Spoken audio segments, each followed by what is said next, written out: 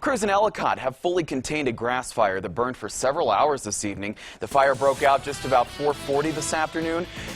It started in an area between Franceville Coal Mine Road and Curtis Road. Flames burned about 50 to 60 acres and briefly threatened several barns and sheds.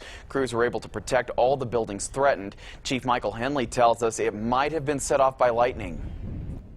Anytime we have any kind of lightning or thunder in the area, people need to be aware of the surroundings and keep an eye out for smoke, and certainly call 911 if they see anything that they think might be a fire, and we'll certainly investigate that.